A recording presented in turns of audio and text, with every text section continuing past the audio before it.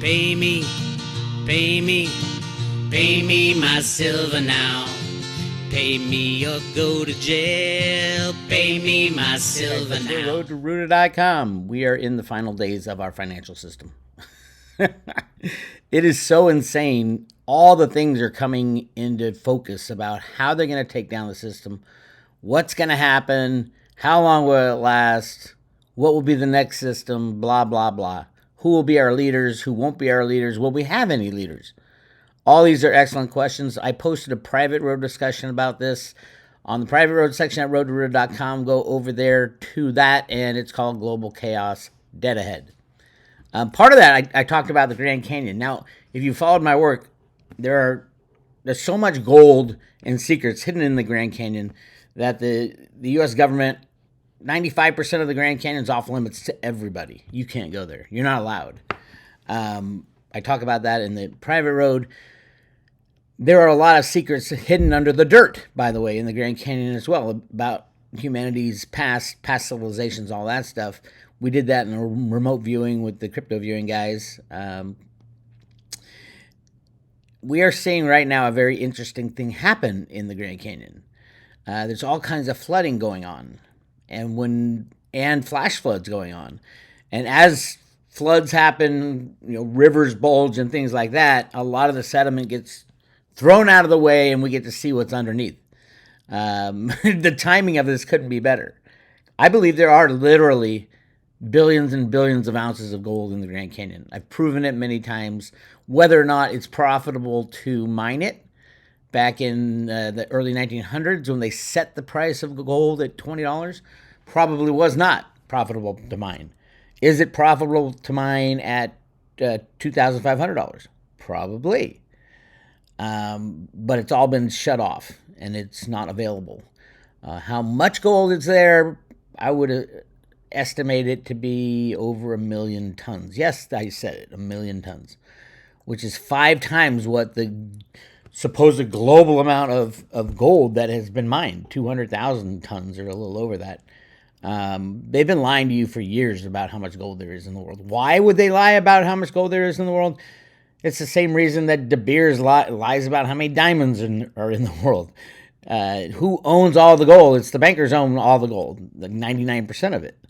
So of course they're going to lie to keep the value where they want it to be. They don't want to lose control of the unbacked fiat system, but at the same time they know, we can always go back to gold because we have all the gold. I know, it's a sick system. That's why the regulators and the banksters hate crypto so much, because it's an alternative. I would say that silver is not an alternative to gold in a gold standard type of situation, mainly because it's more valuable than gold. Especially if they find 1 million tons in the Grand Canyon. What is gold worth? I don't know. I think gold will go up in fiat money terms, $5,000, $10,000. Nothing compared to what silver's going to do. Not even close. Not even a comparison. Anyway, this might be the beginnings of something going on, because not only has the canyon flooded and is flooding and is having flash floods, they're closing it off, and which is part of it. If the Colorado River flies through all the flash floods and all that, wipes away all the sediment, and all of a sudden we see, for example, Egyptian artifacts, and not Egyptian, by the way, or artifacts of past civilizations that lived there. What the crypto viewing guys saw was literally dead bodies encased in mud, like the bodies in the, was it Pompeii? That's not it. The volcano that went off, they were kind of frozen in time. If you had a mudslide or a cataclysm that hit this huge, vast city within the Grand Canyon, all at once, yes, you would have people literally encased in mud, all kinds of artifacts. But as the water washes all that topsoil and sediment and everything downstream, you're going to see a lot of gold. You're going to see a lot of artifacts. You're going to see a lot of past history that they're going to try to hide. But that's what's happening right now. So we'll find out, right? Grand Canyon flooding prompts over 100 evacuation from hotels and homes. Check it out. This is not even in the Grand Canyon. This is outside the Grand Canyon. I've stayed at that hotel right there, by the way. I think it's called the Grand Canyon Hotel or something like that. Anyway, yeah, a lot of flooding going on there. Much more going on in the canyon. Check this out. That's crazy. Look at all the sediment getting washed away. Literally, history is going to be revealed. Secrets revealed. This is Cliff High's Secrets Revealed, I think, in the Grand Canyon. And oh, by the way, in case you wanted to know, well, what are they going to do? Grand Canyon National Park halts overnight stays after Seoul pipeline fails. So now they have a pipeline failure. They said, okay, everybody stay away from the Grand Canyon. Don't you dare go in there. We have issues. We have floods. We have pipes going down. We need to take that other 5% of the Grand Canyon and secure everything. No more hiking down here. No more camping. It is insane because they need to see what gets washed away and what is revealed to mankind. And then they need time to cover it up if they can, like they have since the early 1900s. It's sad. It's depressing, but it's also time. The timing factor couldn't be better. We are having serious issues next week, maybe even tonight. I'll talk about silver in a second. Don't forget about the FDIC, what the FDIC warned us of. Now, this is the FDIC report for the first quarter. Second quarter comes out September 7th or 8th, which is like a week and a half. But we do have a 3-day weekend coming starting tonight. If you didn't know, the FDIC kind of gave up the ghost in a meeting they had back in on November 9th, 2022. Listen to what the FDIC had to say. This is the FDIC board meeting. It should be accessible when people need to know, but I don't think you have much hope of reaching a public that doesn't have a professional need to know. I completely agree with that. I almost think you'd scare the public if you put this out. Like, why are they telling me this? Should I be concerned about my bank?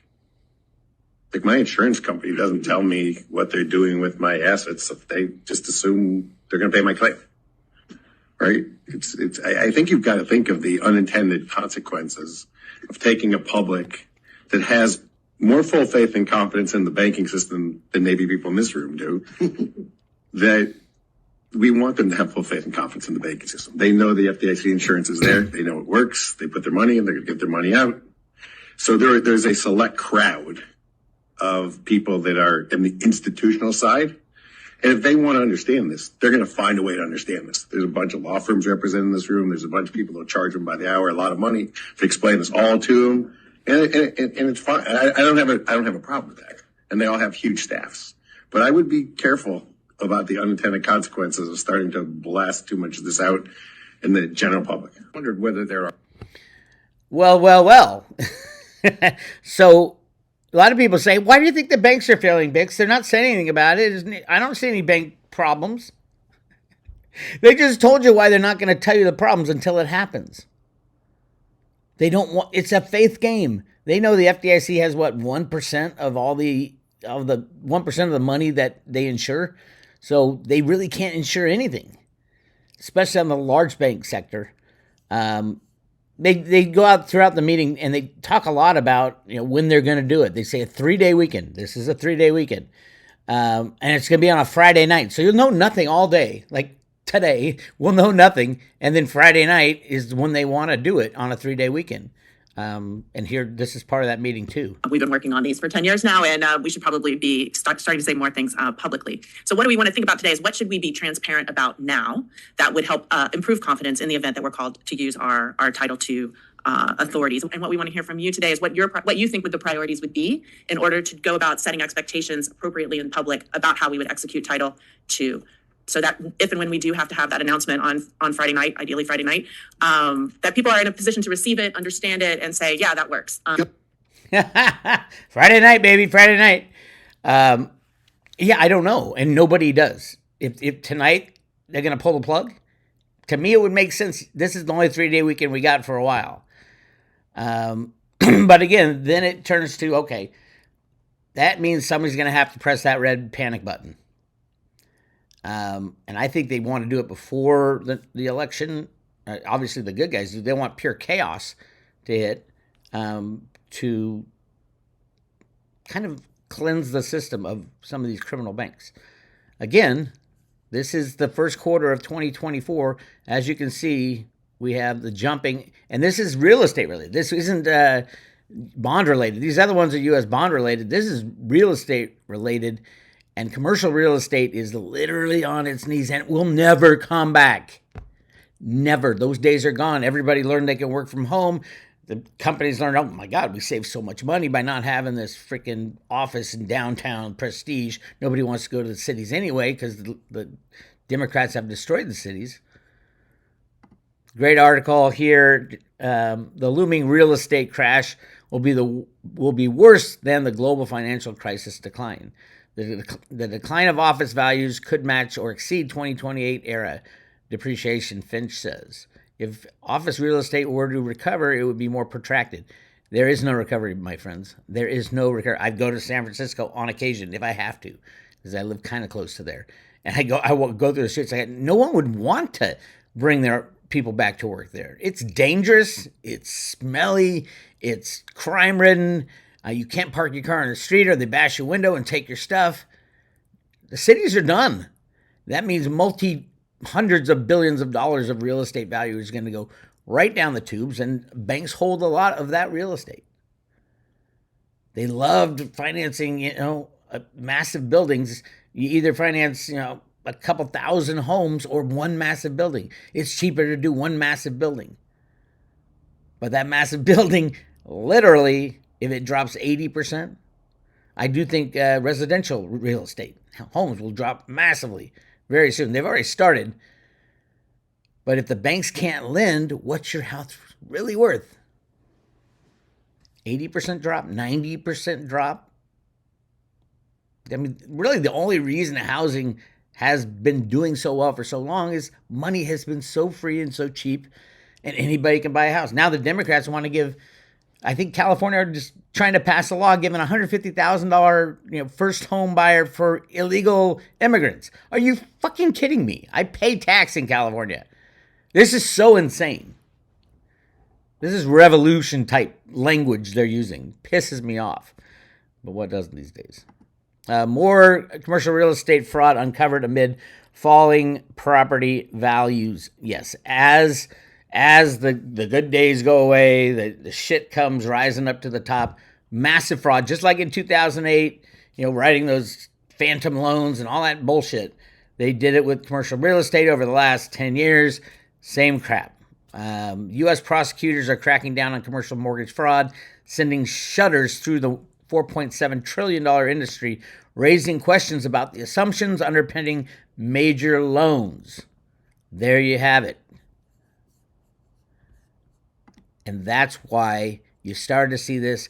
I think in 2 weeks, September 7th or 8th, they're going to publish the second quarter FDIC. This is the FDIC, what do they call it? The FDIC quarterly. And these are the banks, what they hold on their books. I think it's going to jump past the minus $675 billion.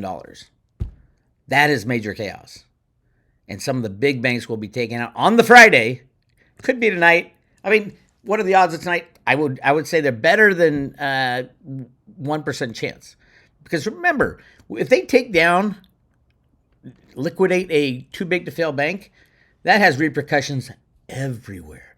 And there are bubbles everywhere right now. I have no idea how this is all going to work out. The only thing you can do is get physical silver in your own possession. If you have an ounce of gold, good for you. Go swap it for 80 ounces of physical silver. Get your cryptos, the ones you think that will last. I'm a massive fan of Theta and Theta Fuel. I think that will be the future of the internet, the future of AI, the future of broadband expansion, the future of, let's just say, for yucks and giggles, and I talk about this in the private road, that China invades Taiwan when we're at the weakest, when America's at the weakest. I don't know if you guys saw it, but yesterday our Secretary of State, I think it was Secretary Blinken, was in China, and the head of the military said, I need to talk to you right now. He gets in this, and he's smiling. This is the head of the Chinese military, said, get out of Taiwan, stop supporting them, stop getting them. It's your final warning. This is happening. I've been saying it for a long time. Taiwan is the most important spot on the planet for semiconductors. And it's not a little deal. You're watching this video without Taiwan, poof, you're not going to be watching this video. Or it'll stay in the, imagine technology going back 10, 15 years in advancement. If they blow up those semiconductor factories, but China knows exactly how valuable those are.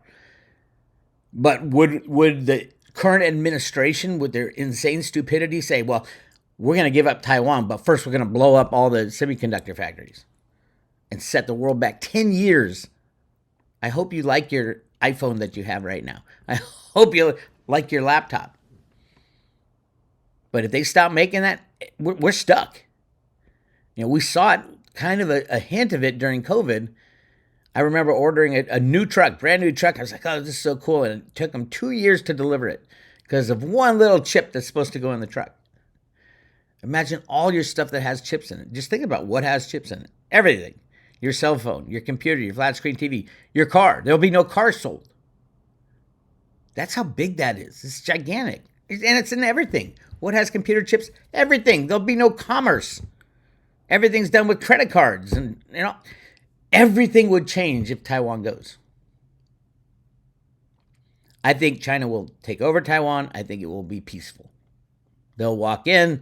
The United States will look like the fools that we are. And voila, reunification of Taiwan and China. What do I want to happen? I don't know. I have no idea. But when you play with something like that, it would shut down the economic system altogether. Yes, you lose your 401k. I mean, Taiwan can't go and the banks stay afloat. The banks have massive derivatives, $3 quadrillion worth of derivatives. China tax Taiwan, look for the derivatives to collapse, which means everything gone. Your bank will be shut, no ATM service, no credit cards, only what you got in your hands. FDIC is ready for it, so they say. I don't think they are. And when do they want it to happen? So that if and when we do have to have that announcement on Friday night, ideally Friday night, that people are in a position to receive it, understand it, and say, yeah, that works. Friday night of a 3-day weekend. Later on, they talk about, you know, it would be better if we had a 3-day weekend to resolve the banking issue. That would give us more time.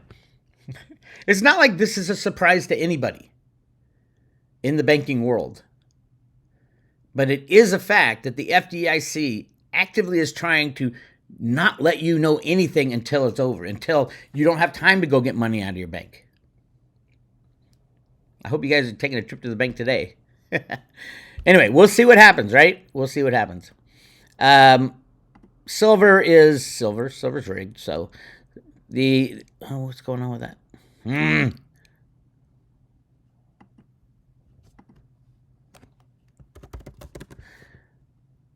My little graph is gone. I'm having computer issues. I'll go to Kitco, although I hate Kitco. Kitco is part of the deep state. What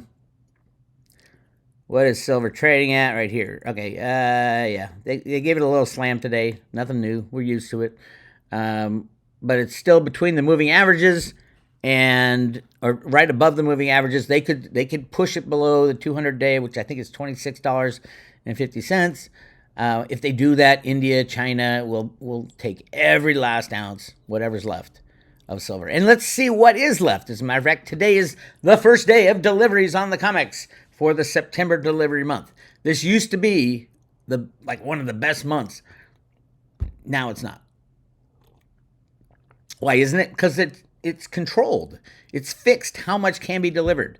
I could have closed my eyes and said there'll be 6,000 contracts delivered in September. I could have told you that 6 months ago. Why? Because that's all they do. Look, that's all that's allowed. Right here.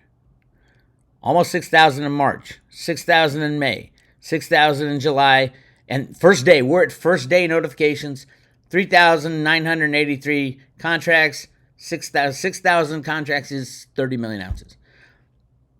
There's not that many left to deliver right now. I think there is only 3.6, but you can add contracts, 3.6 million, which is the number. If I take the 40 million away from this, which is 20 million. Sorry, 6 is 30 million.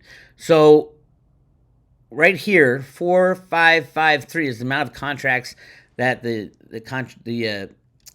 monthly trade ended in. That was open contracts. That means, okay, you got to deliver those. Of those, which is 381. Oh my God, it's giving me a headache. When Ted Butler's around, he used to do this for me. So 3830 is about, what is that? 420, it's 19 million ounces. So 19 million ounces were delivered. There's 3.6 million ounces left. And then you add on some by the end of September, we should be looking somewhere around 6,000 contracts, which is 30 million ounces. I mean, it's clockwork. They used to deliver up to 80 million ounces on the COMEX, like 3 times what they're doing now. Why aren't they doing it now? Because it's all going to this. See the EFP, exchange for physical. Everybody should know that term by now. Harvey Organ blog does a great job tracking it. It was a big month again in August with it's going to be about 100 million ounces that they take out of the COMEX and they put it over in the LBMA for delivery. So who is it? Who's doing this, Bix? Who's doing it? Well, we know who the shorts are. Just go to the COMEX deliveries, and you see out of the 3,830 contracts that were delivered, I'll guarantee. I want to look. I'll guarantee you it's HSBC customer. Right there, HSBC customer delivered 1,263 of those, which is the largest deliverer.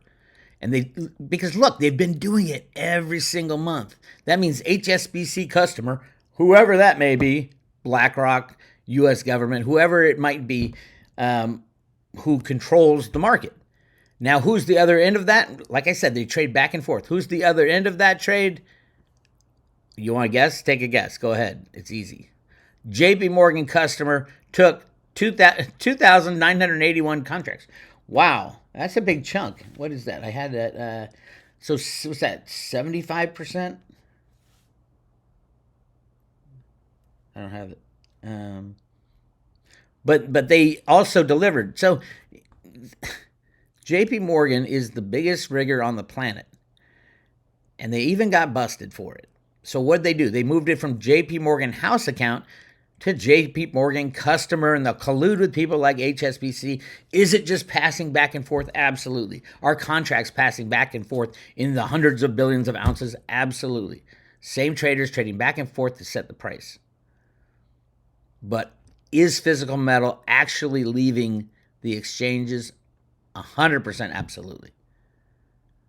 I think India will get close to 300 million ounces again this year. And China doesn't tell us how much. We know that I think they're the second largest producer of silver, but they stopped exporting it and all they do is import it. I hear they're going all around the world buying up mines, doing deals not on exchanges, paying premiums for silver sludge that comes out of the silver mines. Silver doré bars, silver, I forgot what they call the sludge. Slurry. All around. They want silver everywhere they can get it. And they have the money to pay. And then we have China. It's interesting. We've had Blinken and Janet Yellen run over to China to say, oh my God, what's happening? Janet Yellen about a month ago went over to China to say, stop making solar panels, stop making electric cars. And China said, what are you talking about? You told us we're the biggest polluter and we had to do this. We're just living up to the COP28 agreement that you signed as well. Yeah, but we don't have the silver for it. That's a bigger question. And they probably use it as leverage. What will you give us? And then Anthony Blinken goes over there and starts and gets read the riot act because China is about to go in and take Taiwan. That's my take, at least. That's take on the road to Ruta. Silver is where you want to be. Physical silver in your own possession. No mining companies, no ETFs. Those are so easy to nationalize.